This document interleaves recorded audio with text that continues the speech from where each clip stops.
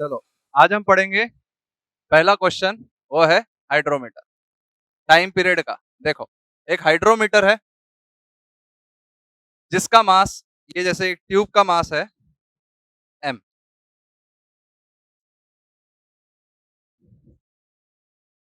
ये ट्यूब का मास है m, इसमें भरा हुआ है पूरा लिक्विड। इसका टोटल मास मान लो m है, ठीक है। और इसकी जो रेडियस है, इसकी जो रेडियस है वो है r, ठीक है। यहां पे ये है, ठीक है। अब इस जो फ्लूइड का डेंसिटी है वो है रो, ठीक है। यहां तक बात समझ में आई कि ये हाइड्रोमीटर है पूरा, ये ट्यूब का मास m है, रेडियस r है, ठीक है। और इसका डेंसिटी रो है। बताओ टाइम पीरियड क्या होगा if we post hydrometer somewhat slightly down. बताओ, पॉज करो वीडियो और सॉल्व करो। इसका टाइम पीरियड क्या होगा बताओ। देखो, अगर मैंने क्या किया, यहां पे ये लिया, ठीक है।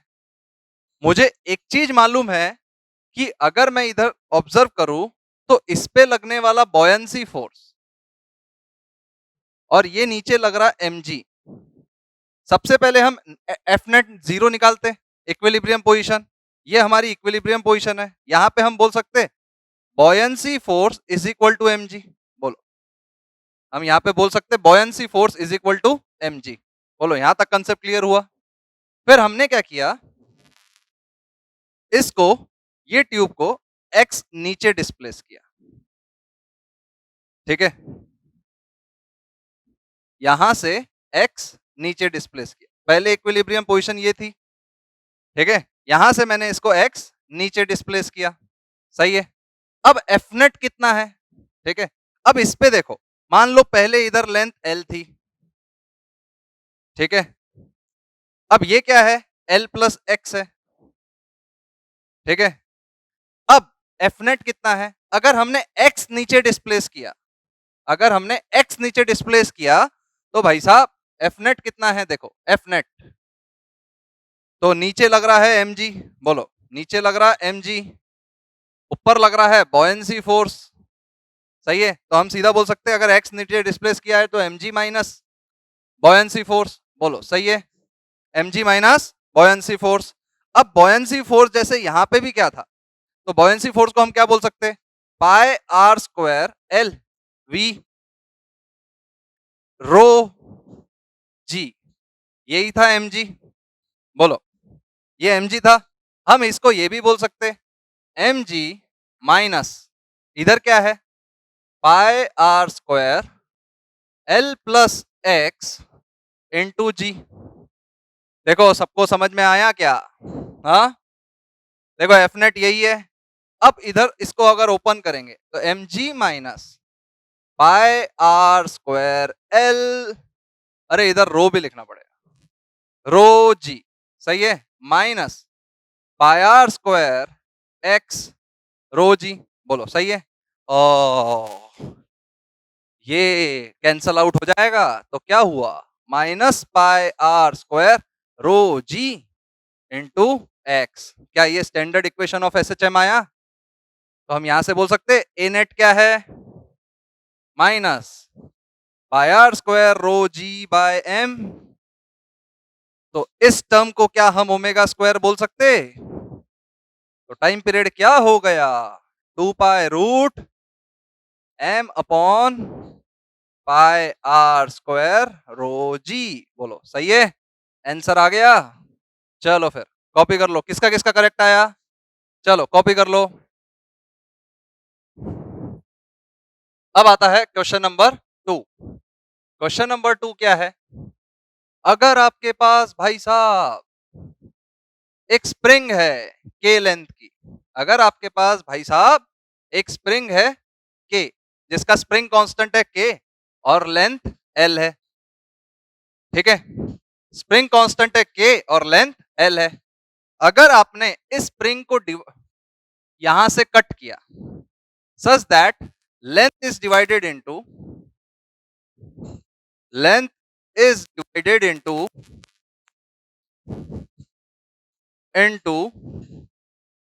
1:2, लेंथ इज डिवाइडेड इनटू 1:2, सही है। फिर आपने ये वाले स्प्रिंग को ऐसे अटैच किया हॉरिजॉन्टल पे,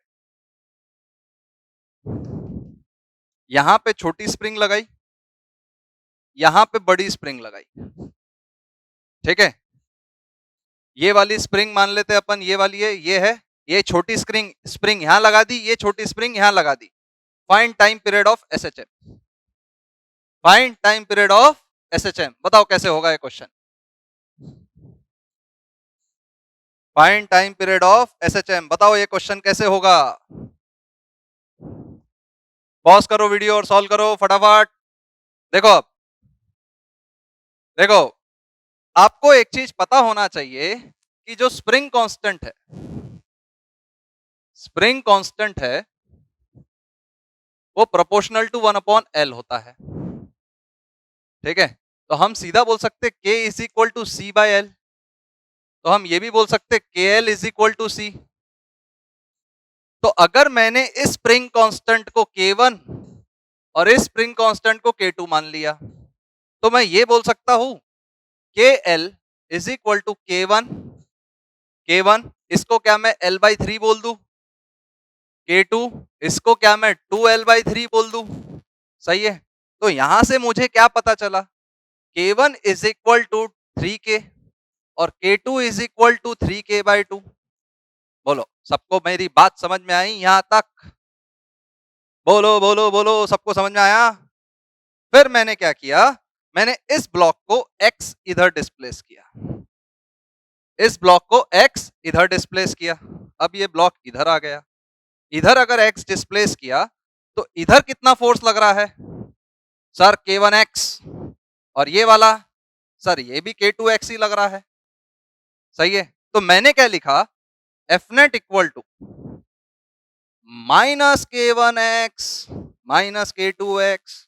जय हिंद जय भारत, क्योंकि हमने डिस्प्लेसमेंट इधर किया, फोर्स इधर लग रहा है तो निगेटिव लिखना जरूरी है। तो ये क्या हो जाएगा, -K1 प्लस K2x, तो ये क्या हो जाएगा, -3K plus 3K/2 into x, तो हम सीधा बोल सकते हैं -9K/2 x F नेट आ गया। तो हम क्या A नेट को ऐसे निकाल सकते, -9K/2 m x। तो यहां से we can determine omega square equal to 9K/2 m। तो time period is equal to 2 pi root 2m/9K। बोलो किसका किसका आंसर करेक्ट आया था, आ गया समझ में। चलो फिर नाउ क्वेश्चन नंबर 3। ये एक ब्लॉक है, ठीक है, ये एक ब्लॉक है, ठीक है, यहां पे एक स्प्रिंग है, ठीक है, यहां पे एक स्प्रिंग है, ठीक है। बताओ time period of SHM if we displaced this block for a small distance, बताओ टाइम पीरियड क्या होगा, बोलो टाइम पीरियड ऑफ एसएचएम क्या होगा।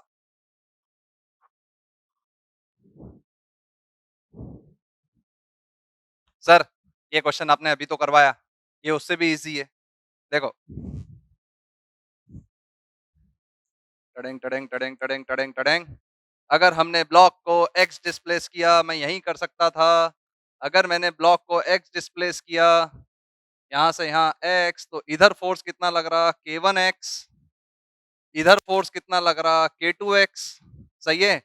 तो F नेट कितना आया, -K1x प्लस -K2x, सही है। तो हम सीधा बोल सकते हैं K1 प्लस K2x, सही है। तो हम सीधा बोल सकते हैं A नेट क्या आया, -K1 plus K2 upon mx, सही है। तो एक्सल टाइम पीरियड क्या आ जाएगा, तुरंत हमने मुंह उठाया और लिखा m/K1 प्लस K2। बोलो किसका किसका करेक्ट आया था,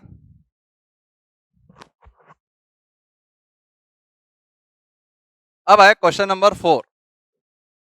क्वेश्चन नंबर 4 क्या है?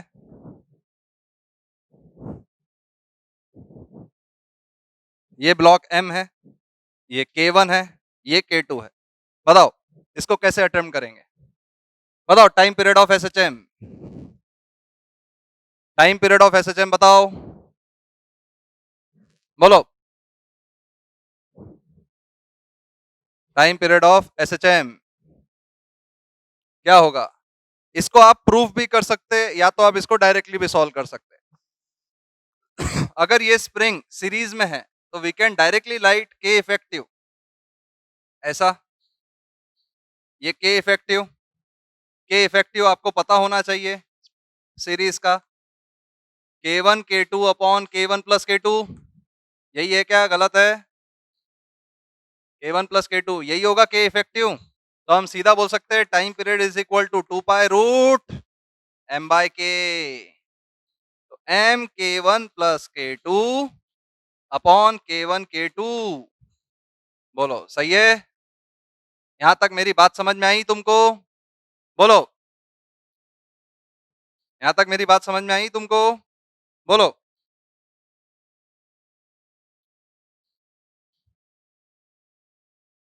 सही है? चलो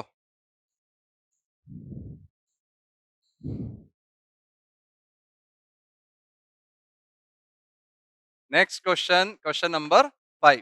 ठीक है, एक स्ट्रिंग है, ये जो स्पेस है ये ग्रेविटी फ्री है।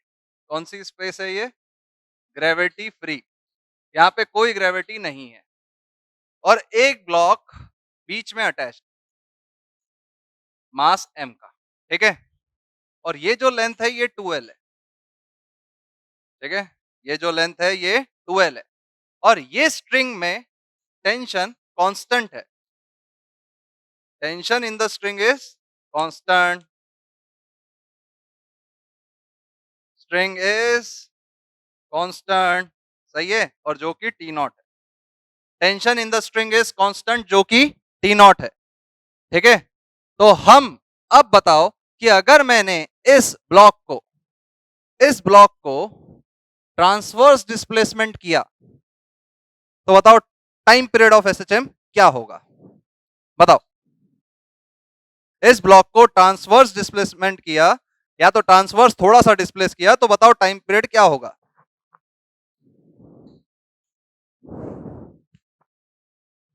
बताओ, पॉज करो और सॉल्व करो। देखो, अगर मैंने क्या किया, ये मैंने डायग्राम बनाया, मैं मान सकता एक स्ट्रिंग का लेंथ L है। ठीक है, मैं ये भी एक्सपेक्ट करता हूं कि सबने अटेम्प्ट किया होगा ढंग से। अटेम्प्ट करोगे, मजा आ जाएगा, क्वेश्चन एकदम शानदार, एग्जाम में आने लायक बिल्कुल। इधर देखो, यहां से मैंने इसको x डिस्प्लेस किया। ठीक है, यहां से मैंने इसको x डिस्प्लेस किया। ठीक है, यहां तक मेरी बात समझ में आई? अब अगर डिस्प्लेस किया तो tension in the string constant ही है, यहां पे लग रहा होगा T नॉट, यहां पे लग रहा होगा T नॉट, बोलो सही है? ये भी थीटा, ये भी थीटा, बोलो सही है गलत? तो हम बोल सकते यहां पे अगर ऑब्जर्व किया जाए तो ये होगा T नॉट कॉस थीटा और ये होगा T नॉट कॉस थीटा। ये तो कैंसल आउट हो जाएंगे और ऊपर लगेगा 2T नॉट साइन थीटा, ऊपर लगेगा 2T नॉट साइन थीटा। तो हम बोल रहे हैं कि डिस्प्लेसमेंट नीचे हो रहा है, फोर्स ऊपर लग रहा है। तो can we say that F net is equal to minus 2T naught sine theta, बोलो सही है गलत? और क्या साइन थीटा को क्या मैं x बाय एल मान लू? x बाय एल, बोलो सही है गलत? क्योंकि थीटा इज स्मॉल, तो sine theta is approximately theta is equal to x by L, बोलो ऐसा मान सकता हूं मैं? बोलो सही है गलत? अगर मुझे ए नेट मानना है तो क्या बोला मैंने? 2T naught by M L X, भाई साहब टाइम पीरियड तुमने खुद ही निकाल लिया, 2 pi root ml by 2t naught. बोलो, क्वेश्चन इजी था? चलो फिर लिख लो।